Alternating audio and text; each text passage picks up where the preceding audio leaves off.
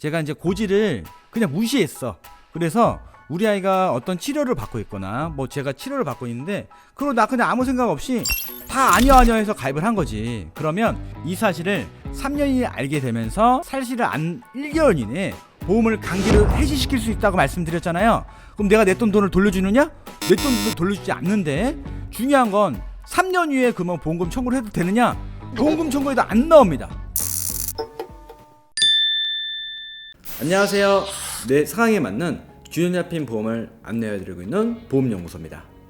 오늘은 최근 보험 가입을 하고 얼마 지나지 않아 보험이 강제 해지당한 사례가 있었는데 보험을 가입하고자 할 때는 내가 보험회사에 알려야 되는 것들이 있습니다.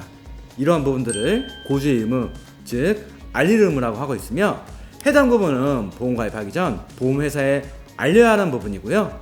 보험 가입 후에는 통지 의무라는 부분이 있는데 이 부분 또한 보험 가입 후 보장을 제대로 받기 위해서는 보험 소비자가 꼭 알고 계셔야 하는 것들입니다.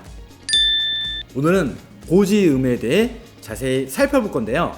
앞서 말씀드린 보험 가입을 하고 얼마 지나지 않아 보험이 왜 강제 해지가 되었을까요? 바로 고지 의무, 즉 알림 의무를 제대로 시행하지 않아 이 부분이 들통난 것인데요. 간혹 회사들이 이 부분은 고지를 하여 보험 가입을 진행하면 가입 진행이 어려우니 또는 이 부분은 별거 아니니까 고지를 하지 말고 가입을 먼저 진행하고 5년이 지나서 보험 청구를 하면 된다는 설계사들이 종종 있는데요. 거꾸로 어떤 고객님들은 내가 보험금 청구를 하지 않았으니까 병력사항을 왜 굳이 고지를 해야 하냐고 물어보신 분들이 종종 계시는데 보험은 불특정 다세를 상대로 판매를 하기 때문에 해당 내용은 상법에 정해진 부분으로 고지 위반 시 계약일부터 3년 이내 그 사실을 안 날부터 1개월 이내에 보험을 해지시킬 수 있습니다. 그럼 보험회사는 내 상태를 어떻게 알게 될까요? 내가 기존에 보험금을 청구한 적이 있으면 보험회사는 보험 사기를 위한 명목이라고 말하고 있는 ICPS, 즉 보험사고 이력조회 시스템으로 내가 보험금을 청구한 적이 있으면 보험사고 이력을 공유하기 때문에 보험가입 시 내가 말을 하지 않아도 보험사에 자동으로 뜨는 경우가 있고요. 거꾸로 내가 보험금 청구한 적은 없어. 그럼 어떻게 하느냐? 우리나라는 건강보험 제도를 운영하고 있잖아요.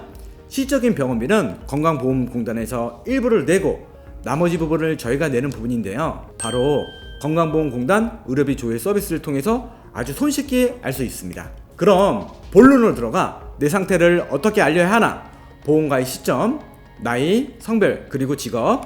예를 들어 사무실에서 근무하는 직업군과 운전만을 하는 직업군의 위험률이 다르고요. 내가 하고 있는 취미활동, 그리고 내가 고혈압과 같은 지병으로 약을 먹고 있는지, 또는 건강검진 시 용종이 발견되어 용종을 떼어내거나 이러한 경우 아무런 병력사항이 없는 사람에 비하여 보험금을 받을 확률이 높아지기 때문에 보험회사는 보험을 받아주는 대신 보험료를 올려 진행하거나 또는 일정한 기간 동안 일정한 부분에 대해서 보장을 안 해주는, 심할 경우는 보험 가입이 거절되는 경우가 생기는데요. 청약서 상에 기재된 3개월 이내, 1년 이내, 5년 이내 해당 부분을 하나하나 개별로 보고 판단하여 고지를 하시면 어렵지 않은데 내가 아팠던 부분이 7년 전에 발생을 했고 그 이후로 단 한 번도 병원을 간 적이 없어. 그럼 이 부분들은 굳이 말을 해야 할까요? 몇 가지 사례를 들면서 3개월 이내, 1년 이내, 5년 이내 고지사항을 살펴보겠습니다. 끝까지 시청 부탁드리겠습니다. 보험 광고는 손해보험 광고 심의 기준을 준수하였으며 유효기간은 심의일로부터 1년입니다. 해당 내용은 표준체라고 하는 흔히 저희가 일반적인 보험 가입을 할 때 알리는 분을 말씀을 드리는 분인데요. 3개월 이내, 그 다음에 1년 이내, 5년 이내 이 부분을 항목별로 하나하나 해당이 되는지 안 되는지를 살펴보고 체크를 하시면 되는데요. 첫 번째, 최근 3개월 이내에 의사로부터 진찰을 받거나 또는 검사를 통해서 다음 같은 진료 행위를 받은 적이 있냐? 질병 확정 진단, 중요한 부분은 요거예요. 질병 의심 소견, 그리고 치료, 입원, 수술, 투약 같은 부분은 예를 들어서입니다. 제가 감기가 걸렸어요. 그럼 여기 해당이 되느냐? 감기가 걸렸으면 투약에 해당이 되는 부분이거든요. 근데 거꾸로 내가 좀 요즘에 잠도 잘 이루지 못하고 해가지고 수명 안전제 같은 거를 처방을 받았어. 그럼 여기 해당이 될 거 아니에요? 그게 3개월 이내인데 내가 처방은 받았지만 좀 뭐해서 그냥 약국에서 약을 사지 않았습니다. 그래도 여기 써있죠? 실제로 약을 구매하지 않았어도 3개월 이내에 지금 말씀드린 이런 부분이 해당이 된다면 고지사항에 해당하는 부분이고요. 근데 4개월째 그런 일이 생겼어. 그럼 당연히 고지사항에 해당이 되지 않는다는 부분이고, 그리고 건강검진을 통했는데 예를 들어서입니다. 제가 이제 평상시에 조금 몸이 너무 피곤해서 건강검진을 받았는데 의사 선생님께서 뭐 간 수치 같은 게 일반적인 사람들보다 조금 높다, 혹은 여기에 좀 디스크 같은 부분이 좀 의심되니까 큰 병원 가서 다시 한번 검사 받아보세요 라고 하면 이 질병 의심 소견에 해당이 되는 부분이기 때문에 반드시 기재를 하셔야 된다는 부분이고요. 이 2번 항목에서 3개월 이내 마약을 사용하거나 혈압 강화제, 신경 안감제 이런 부분들은 앞서 1번 항목에서 물어봤잖아요. 근데 이걸 또 다시 물어본다는 부분이 조금은 이해가 안 가긴 하지만, 우선적으로는 혈압 강화제라는 부분은 말 그대로 혈압약을 말하는 부분이고, 그리고 뭐 이제 각성제, 이 흥분제 이런 부분들이 아까 최근에 뭐 수면 유도제 같은 거 그런 부분을 얘기를 한다고 생각하시면 되고요. 이 부분이 중요한 거는 요게 간혹 헷갈리는 부분이 있는데요. 최근 1년 이내에 건강검진 같은 걸 받았거나 혹은 의사로부터 진찰을 받았는데 여기가 좀 이상하니까 추가 검사 같은 걸 한번 해보셔야 됩니다 라고 의심소견이 나온 거예요.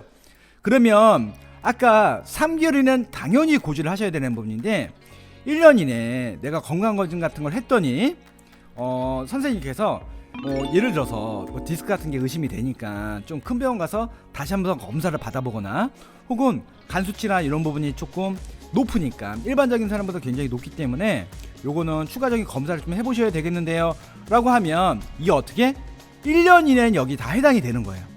근데 예를 들어서입니다.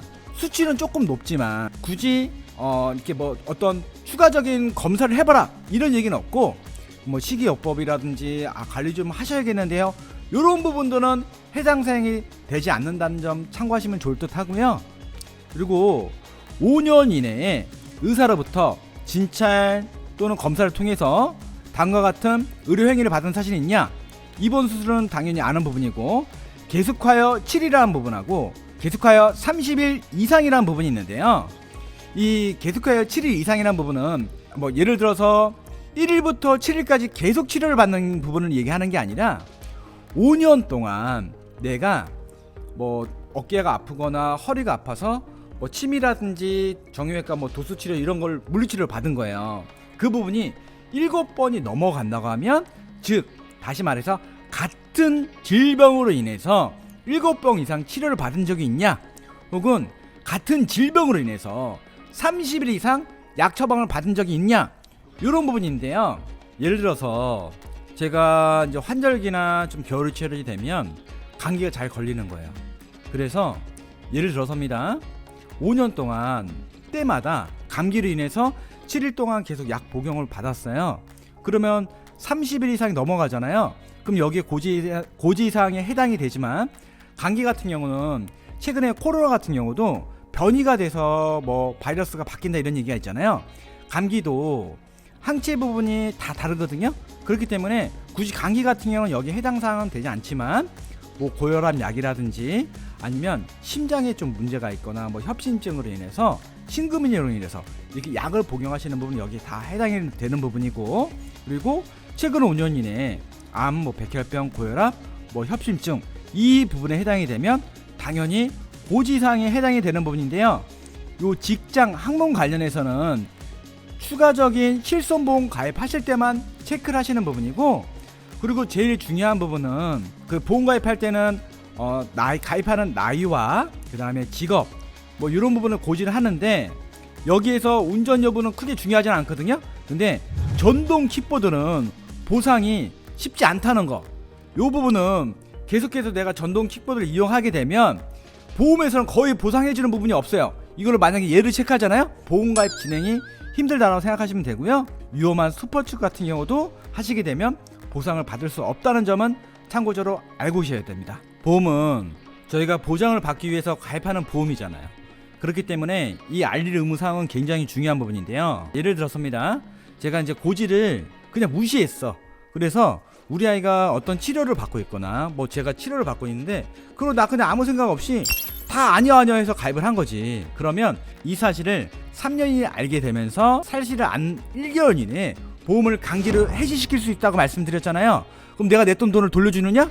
내 돈을 돌려주지 않는데 중요한 건 3년 이후에 그러면 보험금 청구를 해도 되느냐? 보험금 청구해도 안 나옵니다. 왜냐하면 이거를 내가 고지를 하고 보험가입을 하게 됐으면 애초에 가입이 안 되거나 그에 관련돼선 어떠한 뭐 부담보나 혹은 보험료 할증 같은 게 생겼을 텐데 그런 부분을 안 했기 때문에 보험도 제대로 보장이 이루어지지 않는다는 부분이고요. 행여나 이런 부분들은 3년이 지나도요 5년 이내 상법을 인해서 보험 사기로 보험회사가 저희를 고소할 수 있다는 부분도 꼭 주의를 하셔야 되는 부분이기 때문에 보험을 저희가 제대로 보장받기 위해서는 알림문을 제대로 가입을 하시고, 그리고 최근에는 만약에 내가 좀 병력사항이 있어도요 보험 가입하실 수 있는 상품들이 간편보험이라 그래서 유병력자 보험이 많이 출시가 됐거든요. 그런 부분이기 때문에 굳이 내가 거짓말해서 보험 가입하시는 거는 절대 안 되는 부분이다 라고 말씀드린 분이고, 이 고지사항에 대해서는 좀 더 궁금한 부분이신 분들이 있다면 댓글을 달아주시게 되면 그 부분에 대해서 답변을 달아드리도록 하겠습니다. 오늘 내용도 좋았다면 구독과 좋아요 부탁드리겠습니다. 감사합니다. 보험 광고는 손해보험 광고 심의 기준을 준수하였으며 유효기간은 심의일로부터 1년입니다.